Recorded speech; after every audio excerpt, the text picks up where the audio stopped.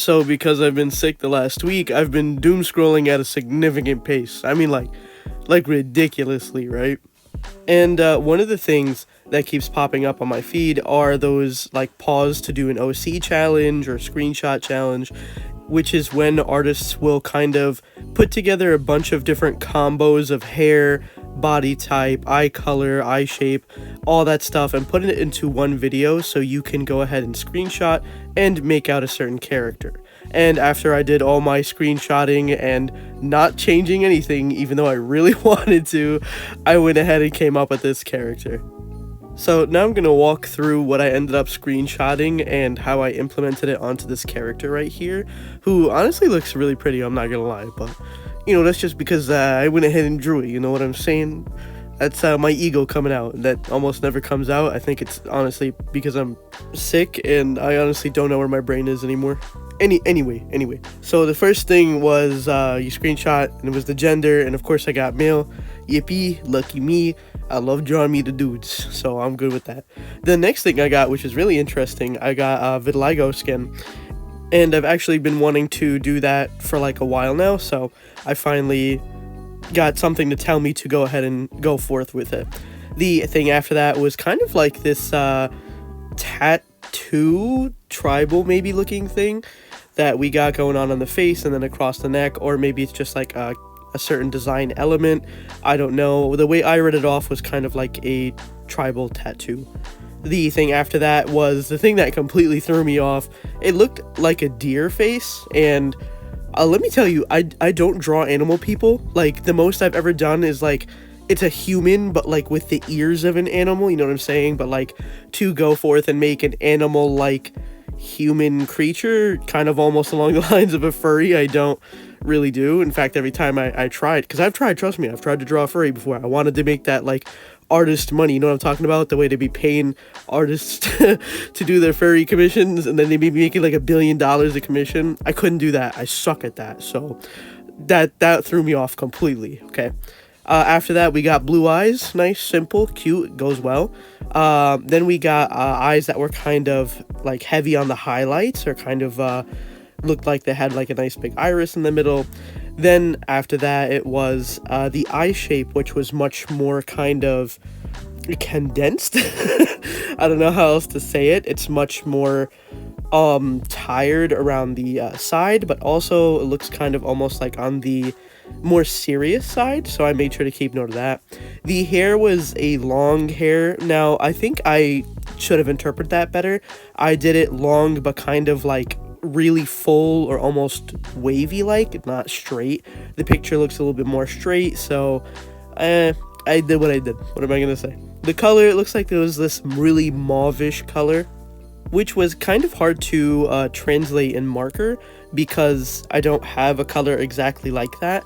So I went with the closest things that I had to that color. Otherwise, it would have been too red, and if I would have went any more, you know, purple, then it would have been too purple. So we're kind of like at this weird in-between of like purplish kind of hair, but also has like a hint of mauve, maybe something.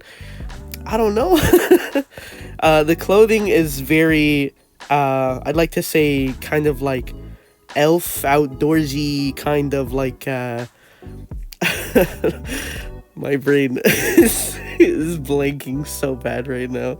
Basically very, very simple, very like down to earth, naturistic, you know what I'm saying? Like, it's not very done up with really high accessories or whatever. It's just very plain and simple, which is a nice change of pace. The next thing or detail was a tail, which works because deers do have tails. They just are kind of much more rounded than fluffy, or kind of like a mixture almost. So we got that. Then finally, I think the last thing is a little companion, which ended up being a mouse for this character, which I like because, you know, I like mice. I'm not gonna lie, they're kind of cute. So once I sat there with my 12 screenshots, I really had to think how I was going to implement a lot of these things that I've either never drawn before or I'm not good at drawing. And the biggest optical, I was going to say fucking optical, like I'm looking through a lens. You believe that? I'm looking through a lens. Anyway, an obstacle. The biggest obstacle for me was trying to give him the kind of animalistic features.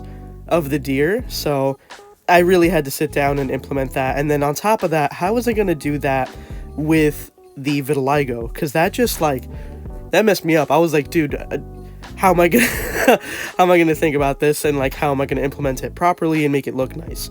So I did what anybody has to do in moments where they don't know anything. They conduct research, right? So I went ahead and did my expertise on Google. I looked up deer. Okay, simple as that. And upon looking at the deer, I realized that they almost have a form of vitiligo themselves, right? Now wait, hear me out, okay? The fur, for the most part, is a brown fur, and it'll have its white dots on it, which, if we compare it to vitiligo itself, the definition of vitiligo, for those who don't know, it is a autoimmune disease within the body where it causes loss of melanin, so that means it changes the skin tone.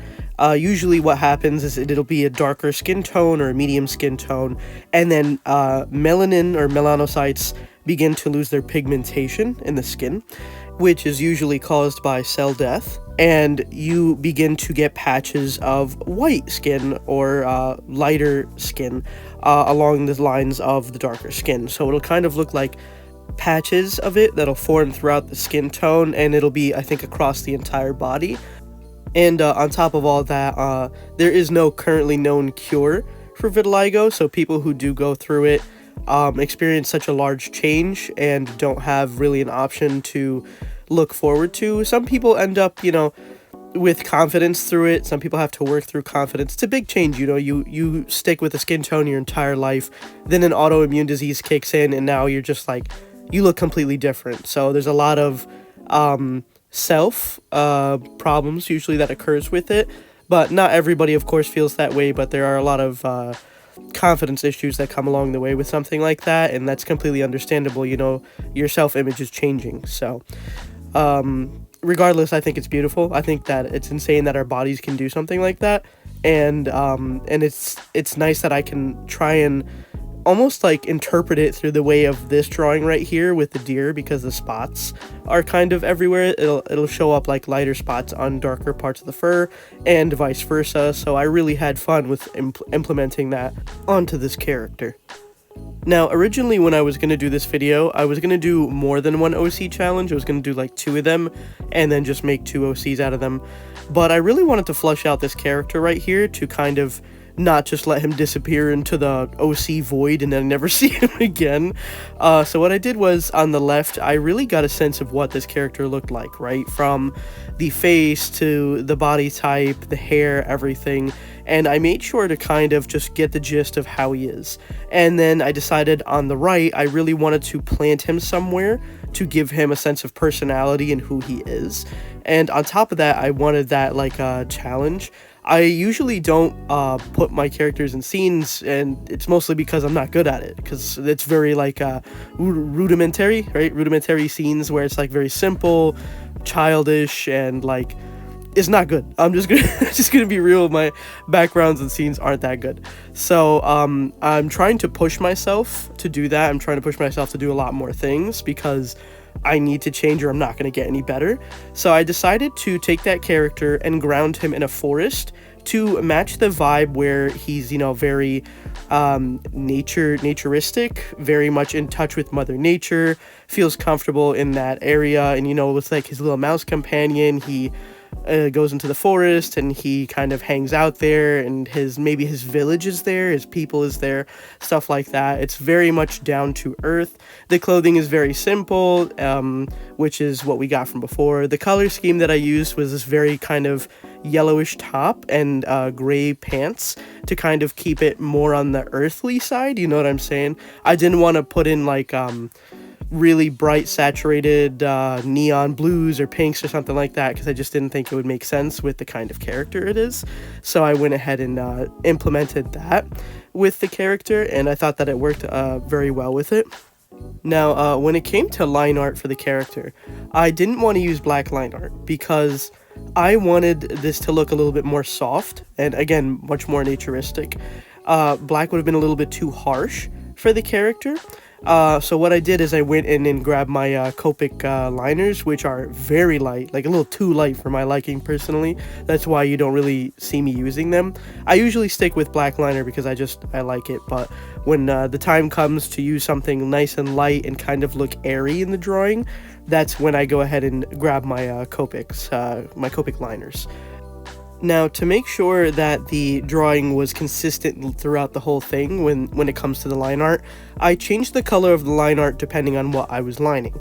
So for the skin, because he's got a brown skin tone, I used a brown or sepia liner, and when it came to his hair, I used a lavender liner to kind of coincide with the mauvish hair, and the top is a yellow. It's actually a yellow-green. It's very subtle, the green part. You could mostly see the yellow, but I used a green liner for that. I used a blue liner for the eyes because his eyes are blue.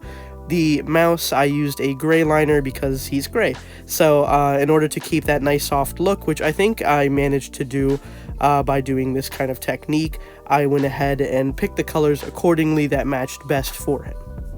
When it came to the drawing of him in the forest, right, I didn't want to outline the forest details, and the reason being is whenever there's a scene where a character is sitting in, and the scene is in the background, kind of, and you want the character to stick out more towards the front, you want to line whatever is foremost on the paper that you want attention to.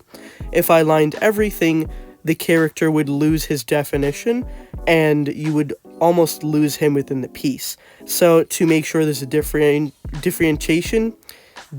whatever, I'm trying to sound smart. I really am, guys. I really am. But in order to make like a difference between the two, I decided just to line him so he pops out more, while the background just kind of fades behind him and is an element that kind of boosts him, but not so much take away the spotlight from him. After that, of course, we have our final touches, which is mostly just a white gel highlight, especially in the eye, because there was a lot of highlight that went into the eye, and of course highlighting certain areas. And I gave him a little earring. I went ahead and just colored that in silver with my silver gel pen, the Uniball Signo one. Then finally, the last thing was the tribal tattoo that kind of goes on top of the face and neck, and I left that last because I didn't want it to smudge on anything else. Now, the last thing is, I'm just going to talk about the character himself really quickly. I think in my headcanon, I usually don't make my characters really tall, I really don't. But for some reason, he screams like 7 feet to me. I don't know what it is, maybe it's because he's half deer or some shit, but it's really coming to me that he's 7 feet tall. I really wanted to go off of the kind of build that a deer has, to where they have a very slender, muscular body, so that's what I kind of implemented for him. So he definitely has that muscle tone, but he's not like beefed up, he's just like kind of, just toned up instead. So I really thought that suited the character the most. He definitely gives me two different vibes off of these two drawings. The one on the left, which is much more somber, and the one on the right, which is much more sweet. So I feel like that definitely shows such a different dynamic in his personality, and I honestly love it. I think he came out really cool, and I would have personally never done something like this because I just don't. And here's my little marker aftermath if anyone was interested in how many I actually took. So yeah, thanks for watching, and remember, I love you. Bye.